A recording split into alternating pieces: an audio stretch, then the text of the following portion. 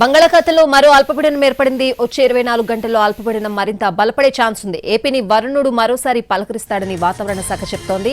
ముందున్నవి ముంచే రోజులు కాబట్టి జాగ్రత్తగా ఉండాలంటూ అలర్ట్ చేసింది.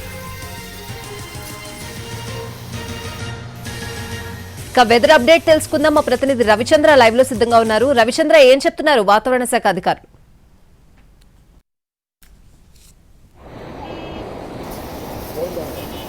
తుఫాను ఆవర్తనాల కారణంగా ఆగ్నేయ బంగాళాఖాతంలో నిన్న ఉదయం అల్పపీడనం ఏర్పడింది. అది క్రమేపీ బలపడి ఈరోజు తీవ్ర అల్పపీడనంగాను రాబోయే మరి కొద్ది రోజుల్లో వాయుగుండంగాను మారుతుందని భారత వాతావరణ శాఖ అంచనా వేస్తోంది. ప్రస్తుతం ఇది ఆగ్నేయ బంగాళాఖాతంలో శ్రీలంక, తమిళనాడు తీరాల వైపు నెమ్మదిగా కదులుతోంది.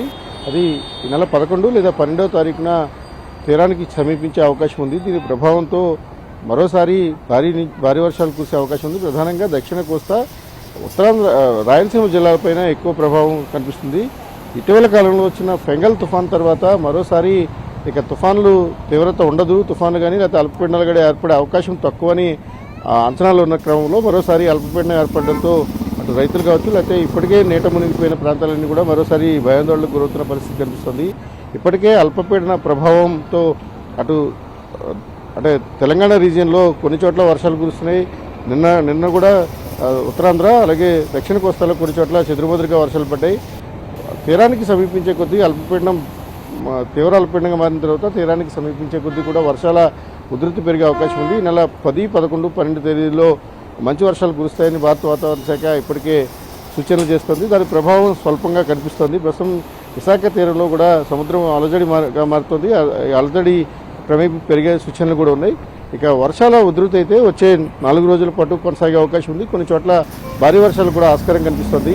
ఓవరాల్గా బెంగాల్ తుఫాన్ తర్వాత ఇప్పుడున్న పరిస్థితుల్లో సముద్ర వాతావరణం క్రమేపీ వేడెక్కుతుంది. అంటే చల్లబడుతున్న కొద్దీ కూడా క్రమేపీ చల్లబడే కొద్దీ కూడా వర్షాల ఉధృతి కూడా తగ్గుతుంది. ఇక సిస్టమ్స్ ఏర్పడే అవకాశం కూడా ఉండదు. కానీ ఇది దాదాపుగా అంటే డిసెంబర్ 15 లోపు మరో అల్పపీడనం ఏర్పడడం అనేది ఈ సీజన్లో సహజంగా జరిగే ప్రక్రియ. అయితే దీని ఇంపాక్ట్ ఎంతవరకు ఉంటుంది, ఇది వాయుగుండంగా మారితే దాని ప్రభావం, దాని తీవ్రత ఏ విధంగా మనకు ఉంటుందనే దాని మీద కూడా చాలా అంచనాలు ఉన్నాయి. ప్రస్తుతానికి ఐఎండీ అయితే దీన్ని చాలా క్లోజ్గా మానిటర్ చేస్తుంది. ఎక్కువ ప్రభావం అయితే శ్రీలంక మీద కనిపిస్తుంది, అలాగే తమిళనాడు మీద కూడా ఉంటుంది. దక్షిణ కోస్తా, రాయలసీమల మీద కొంత ఇంపాక్ట్ ఉండే అవకాశం ఉంది. ఇప్పటివరకు ఉన్న సమాచారం ప్రకారం వచ్చే 24 గంటలు తెలంగాణలో చాలా చోట్ల వర్షాలు కురిసే ఛాన్స్ కనిపిస్తుంది. Swathi. Right Ravichandra, thank you.